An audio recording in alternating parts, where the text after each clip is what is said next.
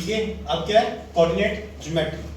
ठीक है, जो ये चैप्टर है आपको जो बोर्ड एग्जाम्स में आना है, कितने मार्क्स का आना है आपको, 6 मार्क्स का आना है। ठीक है, देख लो ये अकेला जो चैप्टर है, अकेला चैप्टर ही आपको कितने मार्क्स का है, 6 मार्क्स का। ठीक है, 6 मार्क्स का एक चैप्टर हमारे पास फर्स्ट है नंबर सिस्टम, और एक चैप्टर कौन सा है, स्टैट्स। ये 3 चैप्टर भी कर लोगे तो 6 कितने हो गए, 18 मार्क्स हो गए। तो 18 तो आपके पक्के हो गए। ठीक है, तो हम स्टार्ट करते हैं अपना coordinate geometry. Coordinate geometry start करने से पहले ना आपको थोड़ा सा बेसिक पता होना चाहिए कि कोऑर्डिनेट ज्योमेट्री है क्या चीज। ठीक है, कोऑर्डिनेट ज्योमेट्री में क्या है, आपका एक ग्राफ होगा। ठीक है, हम इसको क्या बोलते हैं, y एक्सिस, और ये क्या होता है हमारा x एक्सिस। ठीक है, बात समझ में आ गई। जहां पर ये दोनों लाइन इंटरसेक्ट करती हैं, यहाँ पे ये इंटरसेक्ट कर रही है, इसको हम क्या बोलते हैं, ऑरिजन। क्या बोलते हैं इसको, ऑरिजन। ठीक है, अब जो x एक्सिस है, जो हमारे पास कोऑर्डिनेट है, या तो हमारे पास कोऑर्डिनेट होता है x या कोऑर्डिनेट होता है y। ठीक है, x को हम क्या बोलते हैं, अब हिस्सा बोलते हैं। ठीक है, और y को क्या बोलते हैं, ऑर्डिनेट। क्लियर, ये 3 चीजें, अब्सिसा एंड ऑर्डिनेट। x को अब्सिसा बोलते हैं, y को क्या बोलते हैं, ऑर्डिनेट बोलते हैं। तो ये तो 2 बेसिक चीज हो गई।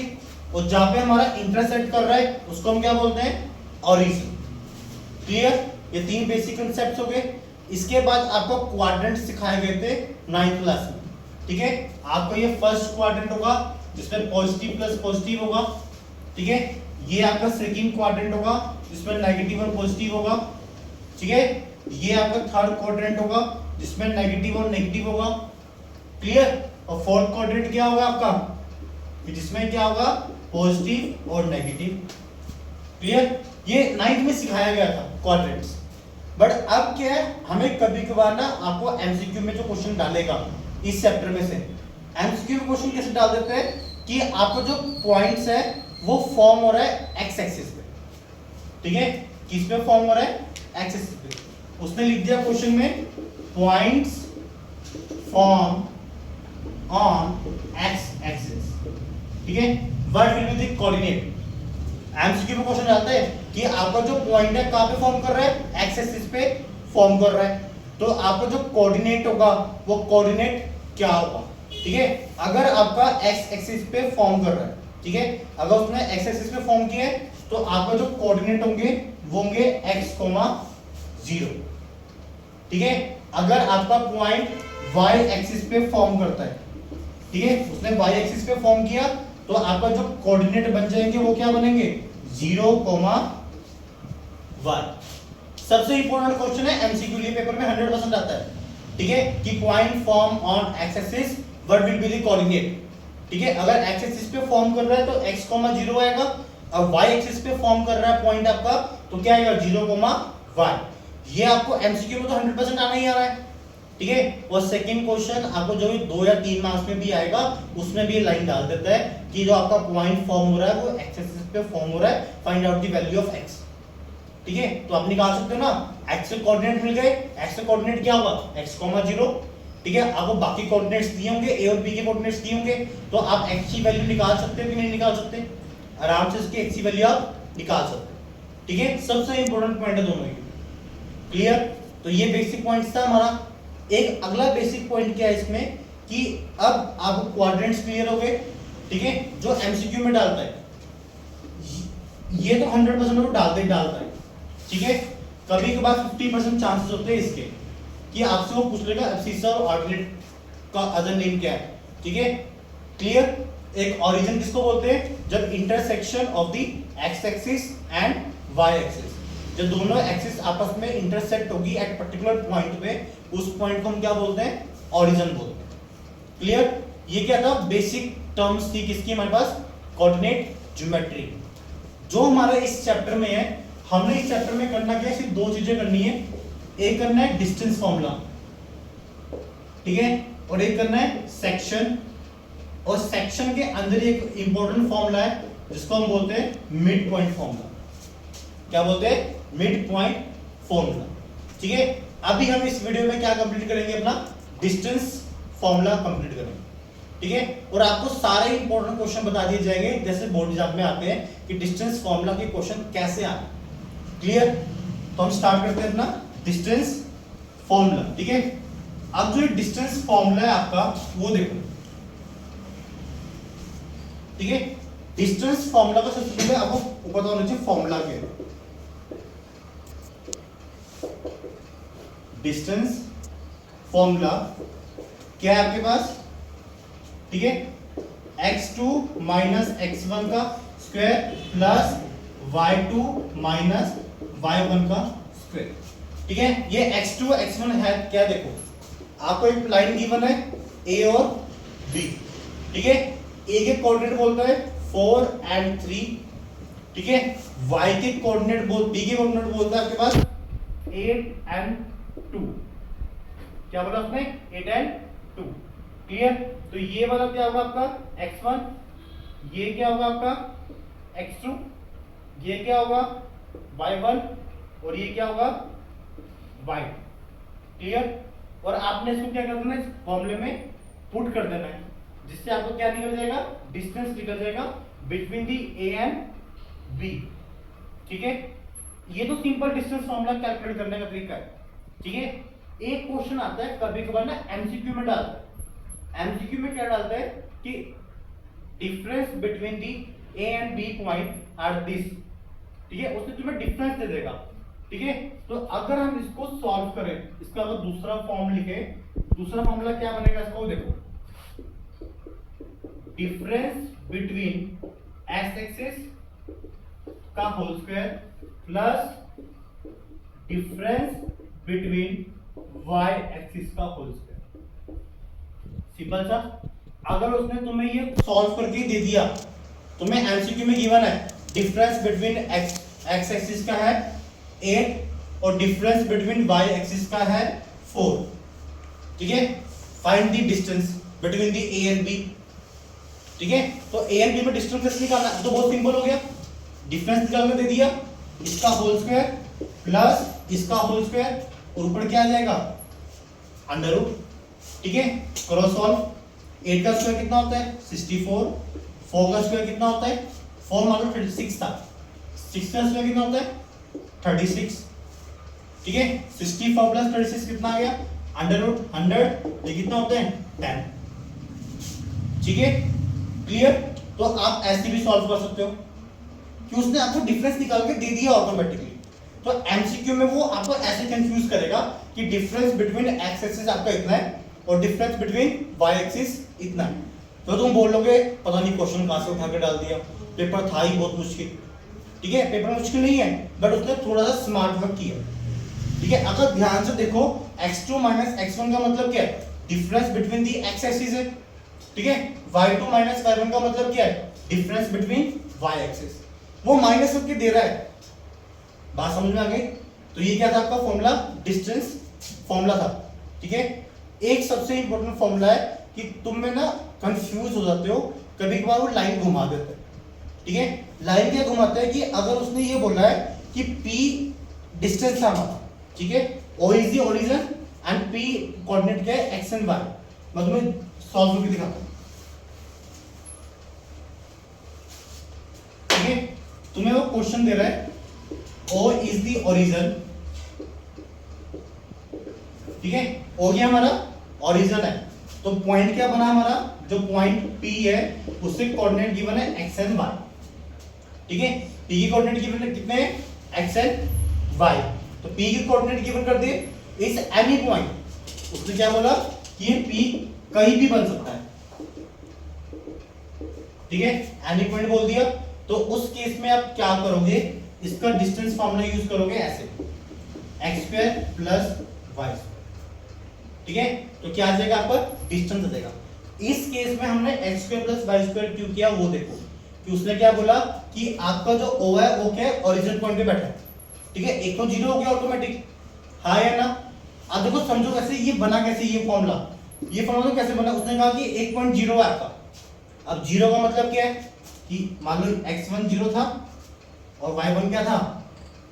जीरो। ठीक है, करो इस फॉर्मूला का सॉल्व। क्या आएगा? x2 minus zero x2 x square रह गया, मतलब वाई स्क्वायर को माइनस करोगे 0 से, क्या आ गया वाई स्क्वायर। ठीक है, तो ब्रैकेट सॉल्व हो जाएगा ना, कुछ बचा ही नहीं मेरे पास। तो ऐसे क्वेश्चन एमसीक्यू में डालता है।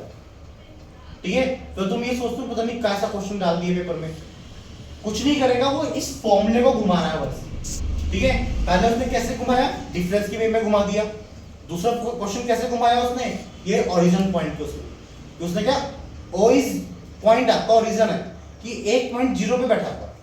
ठीक है, और जो ये P वाला पॉइंट है ये कहीं भी सेट हो सकता है। आपका जो ये ग्राफ बन रहा है ये इधर भी आ सकता है, इधर भी आ सकता है, इधर भी और इधर भी। ठीक है, ये चारों एक्सिस में से कहीं भी आ सकता है, पॉजिटिव में भी और नेगेटिव में भी।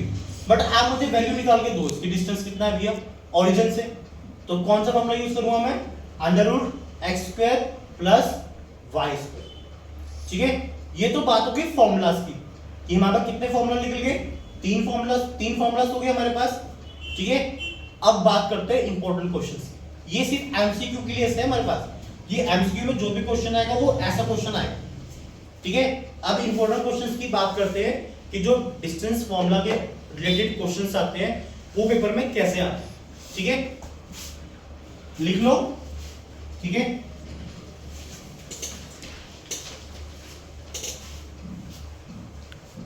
ठीक है, देखो पहला इंपॉर्टेंट क्वेश्चन क्या आएगा, आपको वो बोल देगा कि भैया इस फिगर को स्क्वायर प्रूफ करो। क्या प्रूफ करना है, स्क्वायर। देखो आपको मैं सॉल्व करने का तरीका बताऊंगा कि स्क्वायर प्रूफ करना कैसे है। ठीक है, अब स्क्वायर प्रूफ करने के लिए क्या होगा, आपको स्टेप्स पता होना चाहिए, स्क्वायर की प्रॉपर्टीज पता होनी चाहिए। ठीक है, स्क्वायर की प्रॉपर्टीज क्या होती है, ऑल साइड्स आर इक्वल। ठीक है, जब आप एक स्क्वायर का सॉल्व कर रहे हो, इसका डिस्टेंस निकालोगे, इसका डिस्टेंस निकाला, इसका डिस्टेंस निकाला एंड इसका डिस्टेंस निकाला, और चारों का आंसर क्या आना चाहिए, सेम आना चाहिए। ठीक है, अगर चारों का डिस्टेंस सेम आ गया तो वो क्या होगा, हमारा स्क्वायर प्रूफ हो जाएगा। ठीक है, एक तो हमने फोर साइड्स आर इक्वल करनी है, और प्लस क्या करना है, डायगोनल्स आर इक्वल, कि उसके डायगोनल्स भी क्या होंगे, इक्वल होंगे। ठीक है, कि जो ये डायगोनल हुआ, ये डायगोनल हुआ, ये भी क्या आने चाहिए, सेम आने चाहिए। जब हमारी ये प्रोबेबिलिटी बनेगी, ठीक है, जब हमारा ये मेथड बनेगा कि हमारा क्या है, सारे साइड्स इक्वल है और उसके डायगोनल्स भी क्या है, इक्वल, तो वो क्या बन जाएगा, स्क्वायर। ठीक है, पहला क्वेश्चन स्क्वायर का आता है। दूसरा क्वेश्चन जो आएगा आपको वो आता है पैरेललोग्राम का। ठीक है, दूसरा क्वेश्चन क्या आता है, पैरेललोग्राम का। अब पैरेललोग्राम का जो क्वेश्चन आएगा, पैरेललोग्राम में देखो कैसे प्रूफ करोगे, आपको पैरेललोग्राम की भी प्रॉपर्टीज पता होनी चाहिए। ठीक है, पैरेललोग्राम में क्या होता है कि अब उसको हम रेक्टेंगल भी कर सकते हैं। मान लो पैरेललोग्राम आ गया, या तीसरा क्या आ जाएगा, रेक्टेंगल आ जाएगा, या क्या आ जाएगा आपको, ट्रायंगल आ जाएगा। ठीक है, ये चार क्वेश्चंस हैं जो इंपॉर्टेंट आपके 2 या 3 नंबर के लिए, कि आपको उसने कोऑर्डिनेट्स दे दिए, जो भी शेप दी, अगर रेक्टेंगल दे रहा है तो 4 कोऑर्डिनेट्स देगा, ट्रायंगल दे रहा है तो 3 कोऑर्डिनेट्स देगा। अब ट्रायंगल में भी आपके पास 3 टाइप थे, एक होता है स्केलर, एक होता है आइसोसेलेस, एक होता है इक्विलेटरल। ठीक है, तो आपको क्या सबकी प्रॉपर्टीज याद होनी चाहिए। ठीक है, पैरेललोग्राम की प्रॉपर्टीज क्या है, पैरेलल साइड्स आर इक्वल। ठीक है, और डायगोनल्स भी क्या होते हैं, उसके इक्वल होते हैं, हाँ या ना। रेक्टेंगल की प्रॉपर्टी क्या है, opposite sides are equal, diagonals is also equal. Triangle scalar की प्रॉपर्टी क्या होगी, तीनों साइड्स इक्वल नहीं होंगी, कि मतलब स्केलर ट्रायंगल बनाया, इसकी 3 आया, इसका 4 आया, इसका 5 आया। ठीक है, it is a scalar triangle. Second की प्रॉपर्टी क्या है, 4 4 2। क्लियर, तो ये कौन सा ट्रायंगल हो गया, आइसोसेलेस। इक्विलेटर की प्रॉपर्टी क्या है, 3 3 3। ठीक है, तो ये क्या बन गया आपका, इक्विलेटरल ट्रायंगल। तो सबसे इंपॉर्टेंट क्वेश्चन है टाइप का, कि या तो आपको स्क्वायर प्रूफ करना आएगा, या रेक्टेंगल, या पैरेललोग्राम, या आपको आ जाएगा ट्रायंगल। तो ट्रायंगल कोई भी आ सकता है। क्लियर होगी बात, समझ में आ गया। तो ये इंपॉर्टेंट क्वेश्चन थे आपके किसके, डिस्टेंस फॉर्मूला के। और एक सबसे इंपॉर्टेंट क्वेश्चन जो डालते ही डालता है, कॉलीनियर पॉइंट। ठीक है, आप देखो कॉलीनियर पॉइंट का मतलब क्या होता है। ठीक है, कॉलिनियर पॉइंट्स क्या होता है कि एक लाइन पे 3 पॉइंट्स हैं, ठीक है। कॉलिनियर पॉइंट को सॉल्व देखो कैसे करते हैं। आपको 3 कोऑर्डिनेट्स गिवन होंगे। कितने कोऑर्डिनेट्स गिवन होंगे? ए बी सी, ठीक है।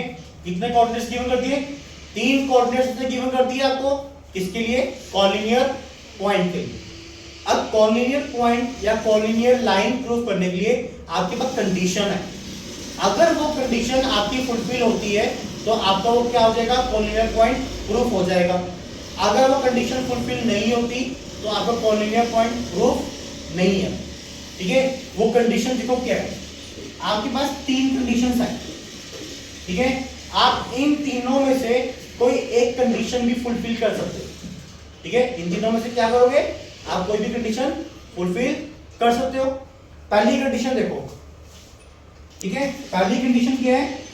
A B plus B C is equal to A C, ठीक है। पहली कंडीशन ये हो गई।